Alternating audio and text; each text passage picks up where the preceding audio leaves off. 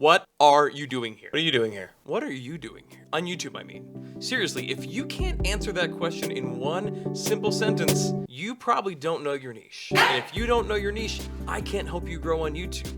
That doesn't sound fair, and I get it, and we can talk about how the algorithm is out to get us and all that. That's not true, by the way. But just think about your target audience. How can you ask them to watch your videos, let alone subscribe to you or care about who you are, if you can't explain to them what it is you're offering? In this video, I'm gonna help you niche down so that you can refine the quality and content of your channel and grow your audience here on YouTube.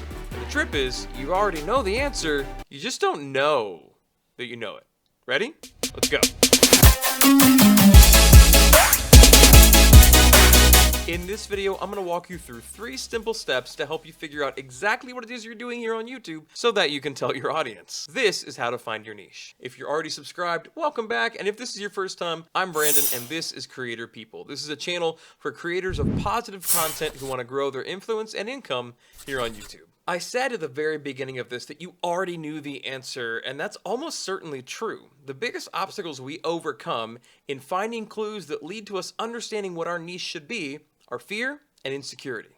Could be fear of failure, or fear of judgment, or other people's opinions. Could be fear of missing out, fear that maybe you won't get to do everything you want to do. Well, I'm here to tell you that that is 100% true. You can't do it all, but you can choose to start and do one thing really, really well. Hey, if you're struggling with any of those fears, I totally get it. Jump down in the comments and let us know what it is you're struggling with. I want to get to know you guys anyway and start building community on here, and maybe we can help each other out along the way. But I'm just going to operate under the assumption that you have decided to move past those fears, and we're just going to move on. So if you're, oops, no, can't have that.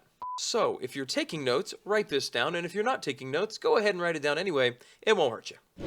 Past the fears, there are 3 simple clues to help us find our niche. First, we're going to walk through what those clues are, and then I'm going to help you put them all together. So in your notes, go ahead and write down P, A, and N.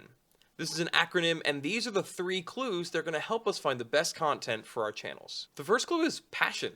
What do you actually deeply care about? Now, it's important to make some distinctions here. This isn't what you cared about in the past, and it's not what you care about right now. And it's definitely not what others care about in the moment. Don't get popularity or virality confused with what your actual passions are. We're looking for things that you love here and that you've cared about over time.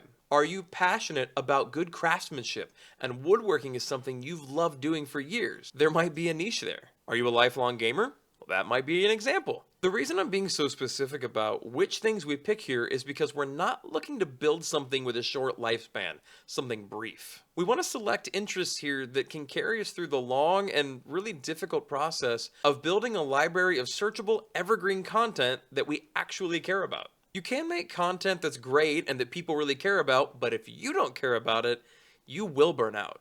Write down some of the things you're really passionate about in your notes. Make sure to include things that are relevant either to the content that you're already producing or that you want to produce on your channel. For me, I love creating, I love helping people, and I love teaching. So coaching is a natural fit for me. If you're looking for someone who offers one-on-one coaching to YouTube creators, I'm taking applications right now from people who want to grow their influence and income on YouTube. Spots are super limited, but if you're serious about this and you want to invest in your future as a creator, you can find the application at creatorpeople.com. That link will be down in the description box below as well. But see, my passions helped me to identify my niche, but not just my passions, but the second clue as well, which is ability. Now you can call it gifting or skill or talent, and there are important distinctions between all of those. But the key is that they all give you a way to add value to the conversation. I'm not going to try to fluff the video here. If you're not good at it, don't show others how to do it. If you're not knowledgeable, don't teach on it. Look to where your abilities are as your second clue and write those down in your notes or on a piece of paper. Write down what is it that you're actually good at. And again, on that list, write whatever's true, but also include things that are relevant to either the content that's on your channel or that you want to have on your future channel. And then let's talk about number 3, which is need. Need has to exist, and this might seem obvious, but I think we actually have to intentionally examine both our motives and the market to see if this is true. Let's walk through 2 examples of this. The first one is tech reviews. Tech is a huge market, and it's growing, and it will always be growing. And growth indicates opportunity for you to get in there. Now, it might be crowded, but if it's still growing, there's still opportunity. If you had gotten into this in 2012, you'd have said it was crowded then. But some of the biggest names in tech didn't get into that space until after 2012. There was still a need. And where there's a need, there's a niche. Now let's look at the second example, penguin sculpting. Miniature penguin sculpting is the art of sculpting miniature penguins. Have you ever done that? No? Me either. Now, I am certain that there is someone out there who has a passion for sculpting miniature penguins, and they want to share that with an eager audience. But the problem is that that audience doesn't exist.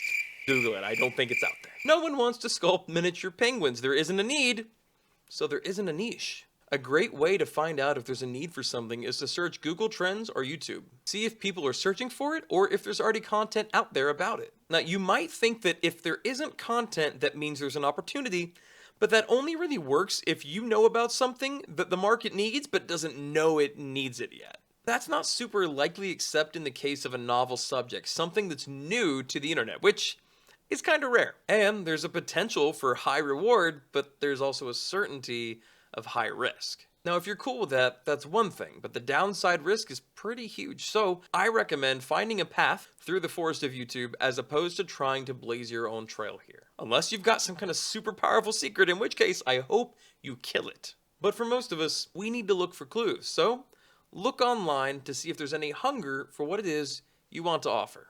Speaking of which, before we move on, I should let you know this is just part one of knowing your offer. Your offer is key to communicating value to your potential audience with clarity. If you want to be great at doing that, make sure you're subscribed and that you click the notification bell up to all so you don't miss the rest of the content on knowing your offer when it comes out. Okay, now let's put it all together. In your notes, go ahead and draw a 3-circle Venn diagram. If you're not familiar, it's basically 3 circles that overlap in the middle like this. Label each one with a P, an A, or an N.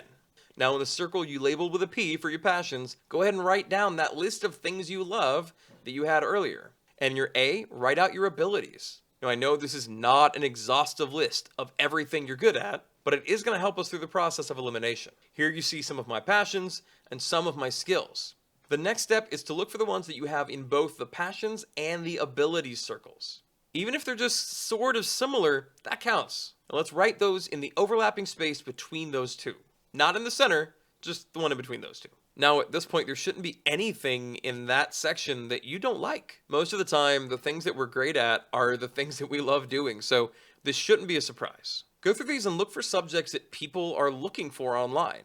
Do any of these match the need of the market?